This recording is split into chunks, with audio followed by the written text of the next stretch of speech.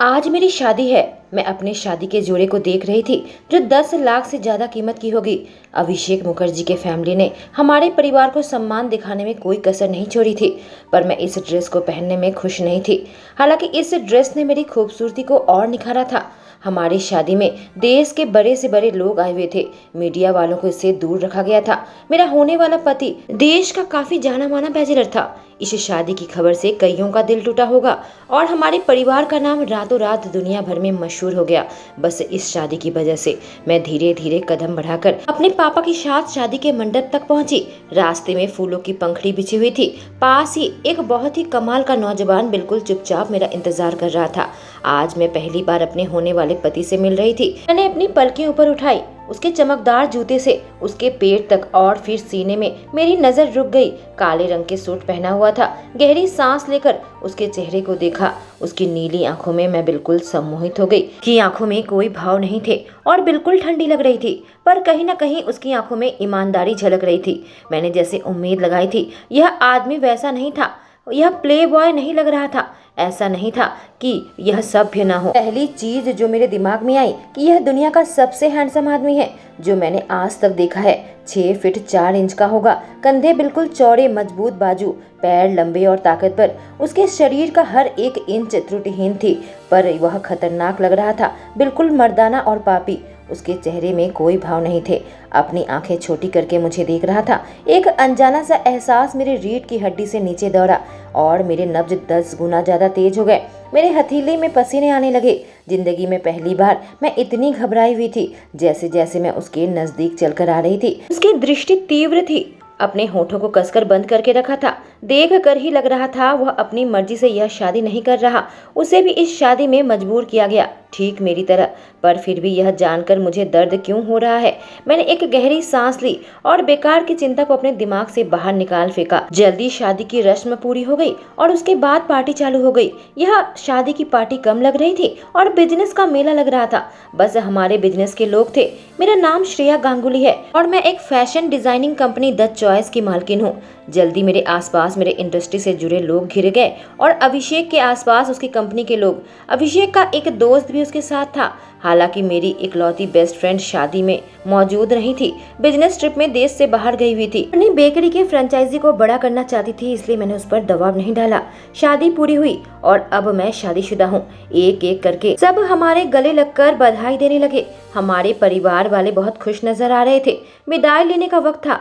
हम लोग अभिषेक के प्राइवेट विला में जाने वाले थे, नीलदीप विला। जैसे ही हम बाहर निकले, अभिषेक मेरे लिए कार का दरवाजा खोला और मैं अपने सीट में आकर बैठ गई। कार चलने लगी और मैं खिड़की से उचकती अपने ही ख्यालों में खो गई। इस शादी से मुझे कोई उम्मीद नहीं थी। यह बस एक समझौते की शादी थी, एक कॉन्ट्रैक्ट मैरिज जो मुझे अपने परिवार के दबाव में आकर करनी पड़ी। विला पहाड़ों के बीच में स्थित था। सामने समुद्र का पानी, एकदम शुद्ध हवा। कार विला के सामने आकर रुकी। अचानक से आवाज आई, कार से निकलो, और मैं बिदक उठी। जल्दी से मैं कार से बाहर निकली। 3 मंजिला भवन मेरे सामने खड़ा था। हमने अब तक एक दूसरे से एक भी बात नहीं करी थी। अजीब सी चुभती खामोशी को तोड़ने के लिए मैंने अपना गला साफ किया। चलो हम अपना कॉन्ट्रैक्ट अभी तय कर लेते हैं, इससे पहले कि नई जिंदगी की शुरुआत करें, मैंने कहा। क्यों? अभिषेक पूछा। क्योंकि यह शादी नाम के वास्ते की है, एक जबरदस्ती की शादी जो तुम्हारी आंखों में साफ झलक रहा है, मैंने जोर डाला। तुम बहुत स्मार्ट हो, बिल्कुल सही अंदाजा लगाया, उसने कहा और नपी तुली मुस्कान दी। पहला, हमारा अलग अलग कमरा होना चाहिए और अकेले में एक दूसरे के नजदीक नहीं आएंगे। दूसरा, हम दोनों का ही अपना अपना बिजनेस है, कोई किसी के रास्ते नहीं आएगा। तीसरा, अगर हमारा तलाक हो जाए तो जो तुम्हारा है वह तुम्हारा और जो मेरा है वह मेरा। एक दूसरे के संपत्ति पर हक नहीं जता सकते। चौथा, मैं जानती हूँ तुम एक फ्लर्ट हो और अपनी जरूरतों को काबू में नहीं कर पाओगे क्योंकि तुम एक आदमी हो। मैं तुम्हारे निजी जिंदगी में दखलंदाजी नहीं करूंगी, पर मैं नहीं चाहती किसी को भी पता चले। सीधी सीधी बात, अगर तुम्हें कोई अफेयर चलाना भी है तो तुम्हें सावधानी बरतनी होगी। अगर मीडिया को या किसी और को पता लग गया तो हमारी शादी वहीं खत्म। पांचवा, जिस दिन हमें हमारे सच्चा प्यार मिल जाएगा, दूसरा शख्स बिना किसी सवाल के तलाक दे देगा। मैंने आगे जारी रखा। अभिषेक अपनी मनमोहक आंखों से सीधे मेरे आंखों में देखा। क्या होगा अगर तुम मेरे प्यार में पड़ गई तो? नामुमकिन, मैं सीधे भाषा में जवाब दी। क्या होगा अगर मैं तुम्हारे प्यार में गिर जाऊं तो? अभिषेक दोबारा से पूछा और मैं अपनी आंखें छोटी कर ली। वह हंसने लगा। मैं बस मजाक कर रहा था। यह मेरे लिए मुश्किल है, ऐसे ही किसी के लिए गिर जाना। मैं जितना अभिषेक को देख रही थी उतना मुझे वह रहस्यमय लग रहा था। दिन तो ऐसे ही बीत गया था। अभिषेक ने मुझे मेरा कमरा बता दिया था, जो कि बहुत ही बड़ा था। वह मुझसे कहीं ज्यादा अमीर है। वह एक अरबपति है और मेरा बिजनेस उसके मुकाबले बहुत छोटा है, जो मैंने खुद अपने बलबूते पर खड़ा किया। फैशन डिजाइनिंग करने के बाद मैंने अपनी खुद की कंपनी खोलना चाहती थी और आज मैं यहाँ पर हूँ।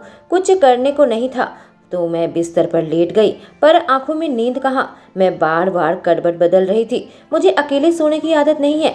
जब से मेरी माँ गुजर गई, घर पर मेरा एक कुत्ता मेरे साथ सोता था, पर मेरी शादी से पहले ही उसकी मौत हो गई और इस अनजाने माहौल में मुझे और नींद नहीं आ रही थी। मैं बहुत बेचैन हो रही थी। शायद नई शादी की वजह से। मैं अभिषेक से शादी की शर्तें तो रख दी थी, पर मुझे नहीं पता कि मैं आगे क्या करूं।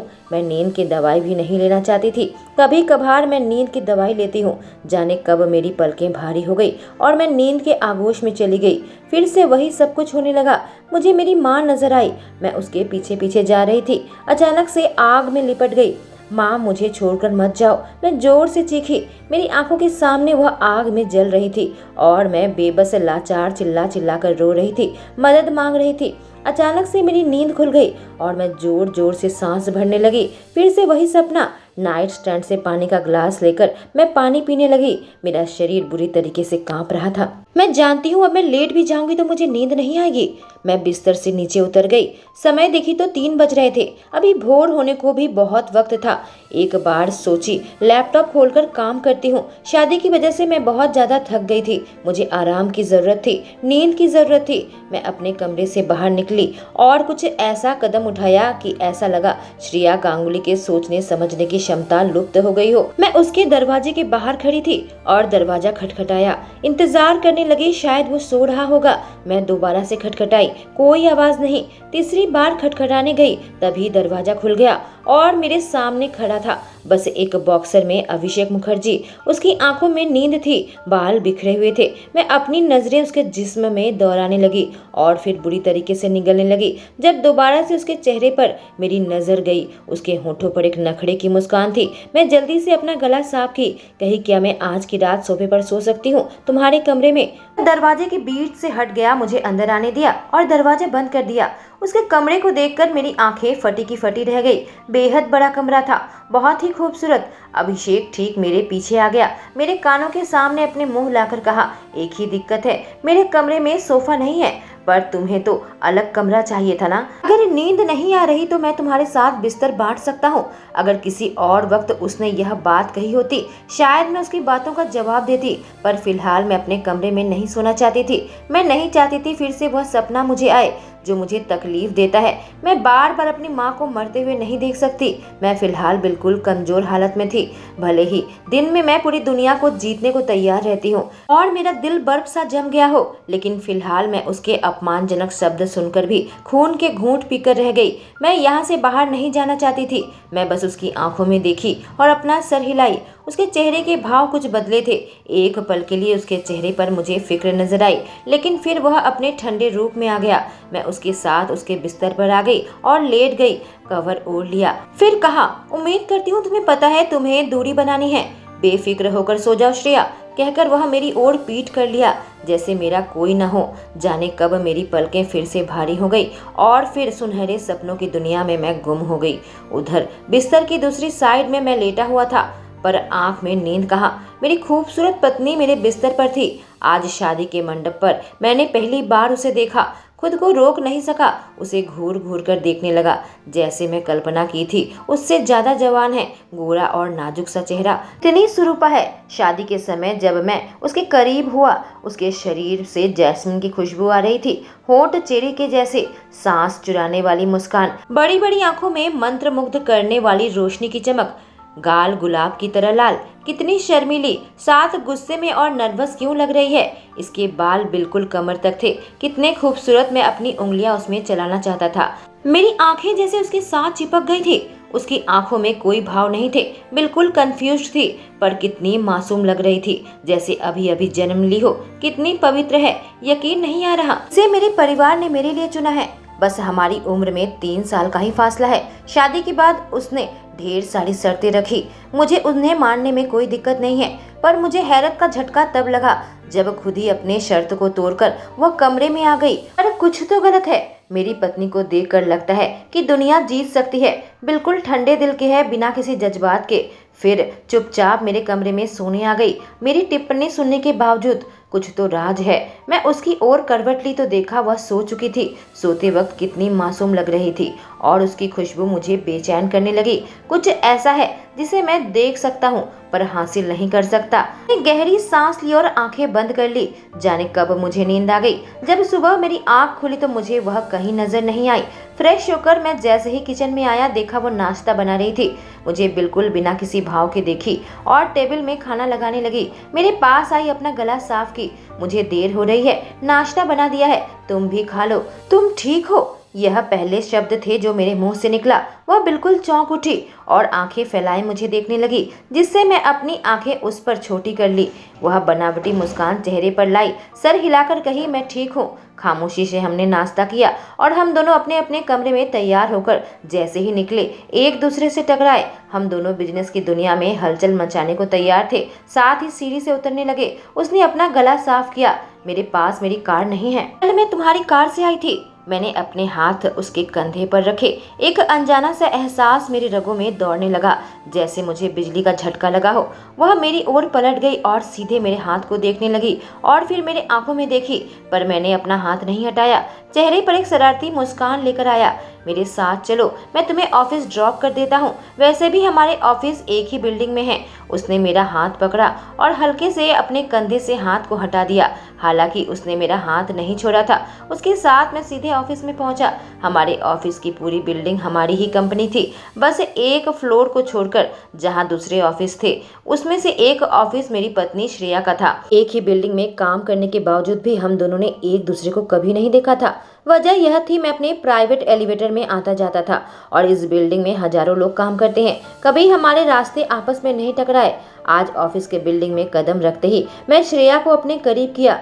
भले ही हमने एक समझौते की शादी की है, पर दुनिया की नज़र में हम पति पत्नी हैं और आज रात शादी के बाद हमारा पहला दिन है, तो लोगों के सामने यह जताना जरूरी था, नहीं तो यह खबर बन जाएगी। शायद श्रेया भी इस बात को समझती है। उसने भी प्यार से मुझे थाम लिया और मेरी तरफ देखकर मुस्कुरा रही थी। आते जाते लोग हमें बधाई दे रहे थे। उसके ऑफिस के बाहर आकर मैंने उसके कमर पर हाथ रखा और एक झटके में उसे करीब किया। मेरे पास यह मौका था। मैंने उसके गाल को हल्का सा चूमा और उसके खुले लटों को उसके कान के पीछे किया और चेहरे पर एक नखरे की मुस्कान लाकर कहा, तो मैं अपनी खूबसूरत पत्नी से काम के बाद मिलता हूँ।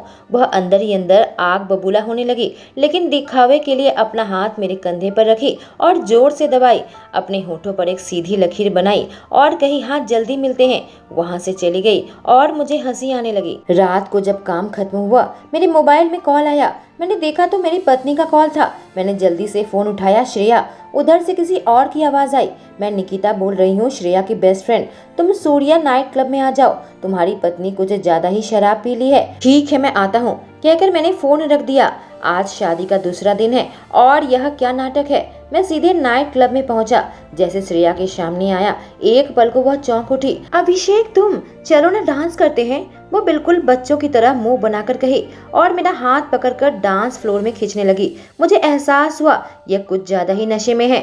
मैं उसके साथ डांस करने लगा। वह मुझसे बिल्कुल चिपकी हुई थी। जैसे ही गाना खत्म हुआ, मैंने कहा, श्रेया बहुत हुआ, अब चलो। नहीं, मुझे और डांस करना है। वह जिद करने लगी। मैं उसका हाथ पकड़ा और उसे खींचकर बाहर लेकर आया। अपनी कार के पास आया, उसे कार के अंदर बैठाया और ड्राइवर से कहा, विला में वापस चलो। वह चुपचाप दुबक कर कार में बैठी हुई थी। कुछ देर बाद उसने अपना मुंह खोला।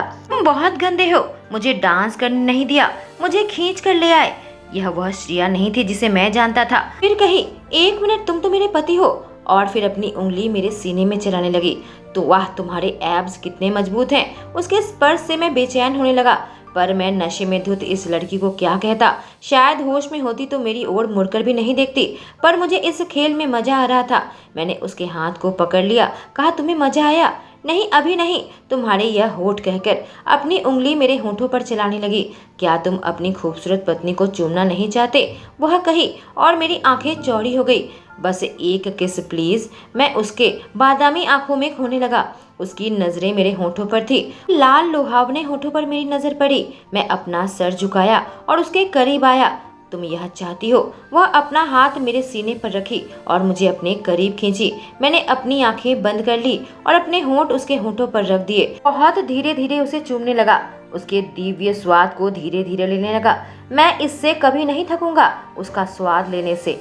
कितनी दिव्य है, कितनी खतरनाक है, खासकर मेरे लिए। शायद मुझे उससे दूरी बनानी चाहिए। मैं धीरे से उससे दूर हट गया और वह अपना सर मेरे कंधे पर रखी। उसकी आंखें बंद होने लगी थी। सुबह मेरी नींद खुली तो मेरे सर पर बेहद दर्द हो रहा था। मैं उठकर बैठ गया। देखा अभिषेक कमरे में नहीं है। ठीक तभी दरवाजा खुला और मेरे सामने अभिषेक खड़ा था। मैं तुम्हारे लिए यह चाय बनाकर लाया हूँ, उसने कहा और मैं हैरत से उसे देखने लगी, समझने की कोशिश करने लगी। याद आया मैं अपनी सहेली निकिता से मिलने क्लब गई थी और उसके साथ शराब पी रही थी। लेकिन उसके बाद क्या हुआ, मैं यहाँ पर कैसे आई, मुझे कुछ भी याद नहीं। मैं कभी शराब को हाथ भी नहीं लगाती हूँ। कल मेरा मूड बहुत ऑफ था। मेरे पापा और सौतेली माँ की वजह से मैं इस शादी के बंधन में फंस गई हूँ। ऐसा लग रहा मेरे सारे सपने टूटकर कहीं चकनाचूर हो गए हैं। मुझे मर्दों में जरा भी यकीन नहीं। सहेली के कहने पर मैं बहुत ज्यादा पी ली थी। अभिषेक की लाई हुई चाय पीने लगी। वह अब भी खड़ा मुझे देख रहा था। पूछा तुम ठीक हो? मैं चाय के कप को नीचे रखी और खड़ी हो गई। मैं यहाँ पर कैसे आई, मैंने उससे पूछा। उसने अपनी आंखें छोटी कर ली। श्रेया मुझे एक वादा करो, कभी दोबारा इतना नहीं पियोगी। अगर मैं तुम्हारे साथ न रहूं तो। उसकी बातों से मेरी आंखें चौड़ी हो गई। क्या किया मैंने? वह उपहास करने लगा। तुम्हें कुछ भी याद नहीं? मैंने अपना सर ना में हिलाया और वह गुस्से से कमरे से बाहर चला गया। शिट, आखिर मैं क्या गड़बड़ कर दी।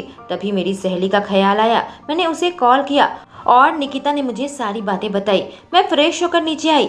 मेरा पति नाश्ता बना रहा था। सुनो, क्या हमारे बीच में कल कुछ हुआ, मैं पूछी। वह मेरे करीब आया और अपने हाथ मेरे गाल पर रखा, जिससे मैं बिदक उठी। तुम्हें याद नहीं कल रात हमारे बीच में क्या क्या हुआ है, उसने कहा और डर के मारे मेरे सीने में दिल तेजी से दौड़ने लगा। मैं उसकी आंखों में देखी। क्या हमारे बीच में? मेरी आंखों में आंसू झिलमिलाने लगे थे।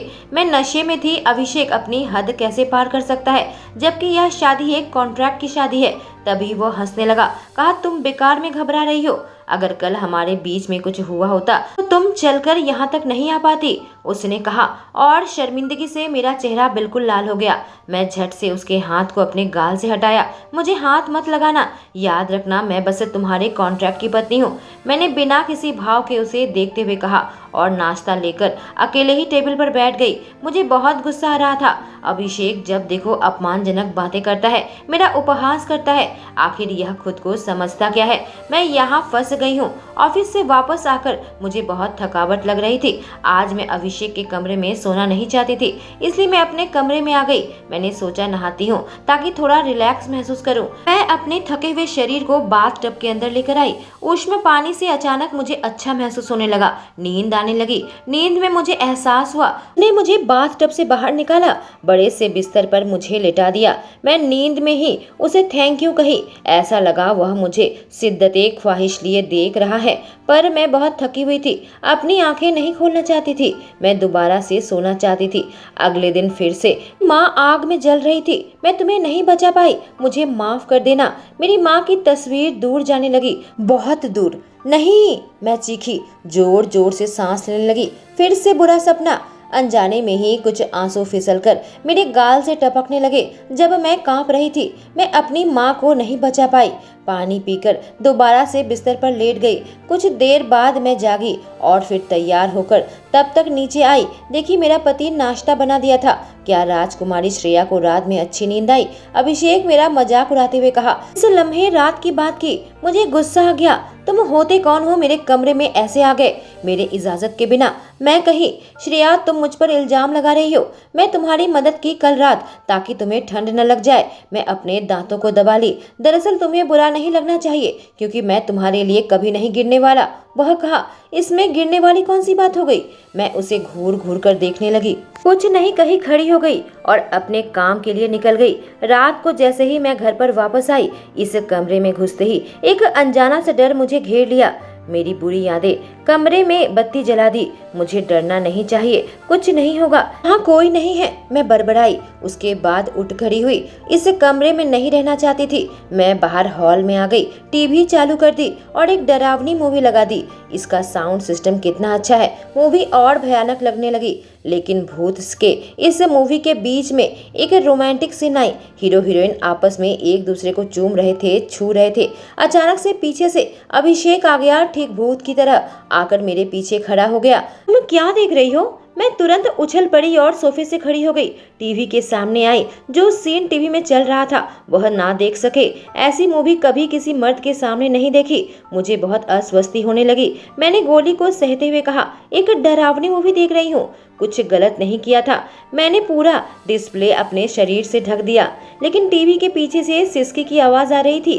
करती हूँ अभिषेक को समझ न आए। डरावनी मूवी के डायलॉग तो काफी मजेदार हैं। उसने कहा। मुझे ऐसा लगा मैं जमीन पर गिरने वाली हूँ। मैं तुरंत टीवी बंद कर दी। पूरे कमरे में अंधेरा हो गया, कुछ भी नजर नहीं आ रहा था। मैं अपना रास्ता ढूंढने लगी कि सोफे के सामने वाले टेबल से टकराई और अगली ही पल मैं अभिषेक के बाहों में थी, बहुत शांतिपूर्ण तरीके से। शायद उसके शरीर की मर्दाना खुशबू की वजह से, जैसे उसके बाहों में मैं एकदम सुरक्षित हूँ। मैं मुंह खोलकर उसका शुक्रिया अदा करने ही जा रही थी कि उसने मुझे सोफे के दूसरे साइड में बैठा दिया और फिर मेरी ओर देखे बिना अपने शर्ट के बटन उतारने लगा। मेरे अंदर उत्सुकता जन्म लिया। मेरे मुंह से निकला, तुम क्या कर रहे हो? नहाने जा रहा हूँ। नहीं जा सकता क्या? वह पूछा। मैंने कहा, पर तुम पहले ही नहा चुके हो। उसके बाद उसने जो कहा, ऐसा लगा किसी ने एक बाल्टी ठंडा पानी मेरे ऊपर डाल दिया हो। हमारी डरावनी मूवी से मेरे पसीने छूटने लगे हैं। मैं जानती हूँ वह कोई भी मौका नहीं छोड़ता मेरा उपहास करने के लिए, लेकिन फिर उसने दोबारा से मुंह खोला। मुझे चिढ़ाते हुए कहा, मुझे ऐसा लगता है कि तुम बिल्कुल ठंडी नहीं हो, घटिया इंसान कहीं का। मुझे गुस्सा आ गया। मैंने तुरंत उसका गला दबा दिया और उसे पीछे धक्का दी। अचानक से हुए इस हमले से वह अपना संतुलन खो बैठा और सोफे पर गिरा, लेकिन आखिरी मौके पर उसने मुझे पकड़ा और अपनी ओर खींच लिया। तो मैं उसके ऊपर थी, उसके खुले सीने से बिल्कुल चिपकी हुई। एक झटके में उसने मुझे पलट दिया और मेरे ऊपर आ गया। इससे पहले कि मैं कुछ कहती, वह अपना अंगूठा मेरे गाल के ऊपर चलाने लगा। मेरा गला बिल्कुल सूख गया, यह सोचकर कि अभिषेक क्या कर रहा है। अचानक से उसने अपने होंठ मेरे होंठों पर रख दिए और मुझे चूमने लगा। मुझे लगा लकवा मार गया, बिल्कुल अपनी जगह पर जम गई। मुझे यकीन नहीं आ रहा था जो अभी हो रहा था। मैं भी हल्के हल्के उस किस का जवाब देने लगी, लेकिन फिर अचानक से मुझे एहसास हुआ ये मेरा कॉन्ट्रैक्ट का पति है। मैंने अपने हाथ उसके सीने पर रखे और उसे पीछे धक्का दिया, पर उसे जरा भी हिला नहीं पाई। वह मुझसे दूर हटा और वहां से जाने लगा, लेकिन फिर बीच में ही रुक गया। अगर नींद नहीं आ रही है तो मेरे कमरे में सो सकती हो, मैं दोबारा तुम्हें किस नहीं करूंगा। यह बस एक गलती थी, माफ करना, कहकर वहां से निकल गया। मैं सोफे पर बैठ गई, अभी भी कांप रही थी। उसने पहले मुझे चूमा और फिर कहा यह गलती है। अब मुझे बेहद गुस्सा आने लगा, लेकिन मैं जानती हूँ मैं ऐसे ही रहूंगी तो पागल हो जाऊंगी। मैं अपने कमरे में अकेले नहीं सोना चाहती थी, वरना पूरी रात मुझे जगे रहना होगा, और सो भी गई तो फिर से डरावने सपने आएंगे। मैं उठ खड़ी हुई और सीधे अभिषेक के कमरे में आ गई, अपने अहंकार को पीछे छोड़कर। जाने मुझे इस इंसान को कब तक झेलना पड़ेगा। अपने डैड के बिजनेस को बचाने के लिए मुझे शादी के लिए हाँ नहीं करनी चाहिए थी। कहानी अभिषेक की जुबानी। आज मैं अपने डैड के पास आया हुआ था। शनिवार की छुट्टी है, मेरे डैड ने मुझे बुलाया था। मैं श्रेया से एक बार भी नहीं कहा कि मेरे साथ चले। कल मुझसे गलती हो गई थी जब मैं खुद पर से काबू खो बैठा था और उसके होंठों का स्वाद एक बार फिर से लेना चाहता था। मैं उसका सामना नहीं करना चाहता था, इसलिए सुबह सुबह घर से निकल गया। मैं नहीं चाहता मेरी पत्नी को ऐसा लगे कि मैं उसके प्रति आकर्षित हूँ।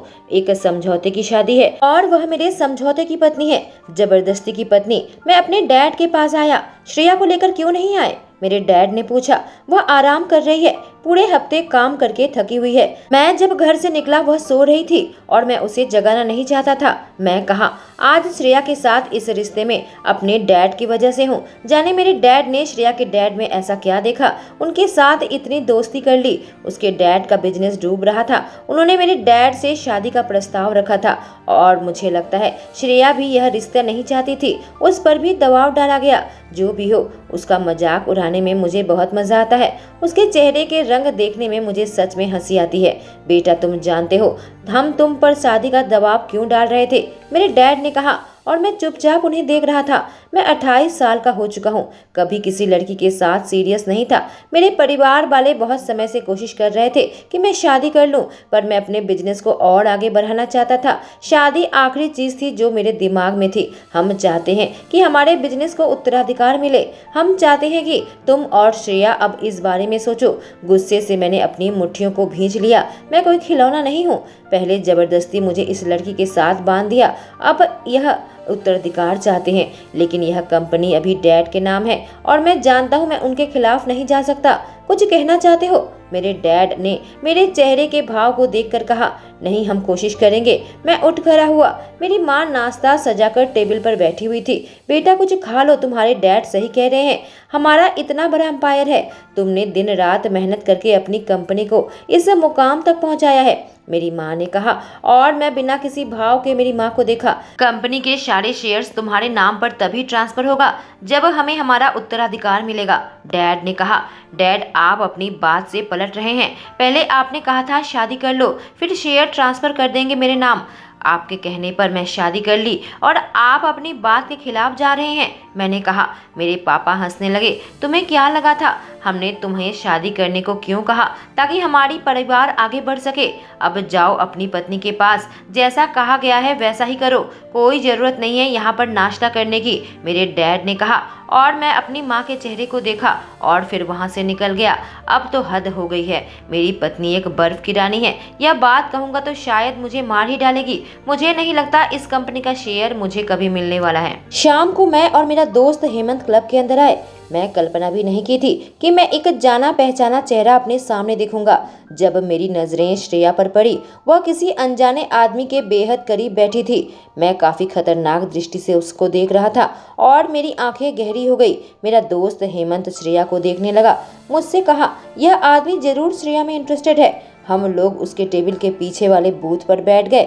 मेरा ध्यान बस मेरी पत्नी पर था, जो उस अनजाने आदमी के साथ हंस हंस कर बात कर रही थी, और मेरे अंदर गुस्सा बढ़ता जा रहा था। अचानक से वह आदमी उसके कान में कुछ कहा और उसे खींचकर डांस फ्लोर में ले जाने लगा। श्रेया के साथ एक लड़की भी थी। श्रेया उस लड़की के साथ डांस करने लगी, लेकिन तभी वो अनजाना शख्स मेरी पत्नी को अपने करीब खींचने लगा। मुझसे अब रहा नहीं गया। मैं सीधे वहां पर पहुंच गया। श्रेया, मैं उसे पुकारा। जैसे ही मुझे देखी, उसकी आंखें खौफ से चौड़ी हो गई, लेकिन फिर वह जल्दी ही मेरे पास आ गई और मैं बिल्कुल कातिलाना दृष्टि से उस अनजाने शख्स को देखा। उसका कॉलर पकड़ा और उसे दूर धक्का दिया। तुम्हारी हिम्मत कैसे हुई इसे हाथ लगाने की? मैं जोर से चीखा।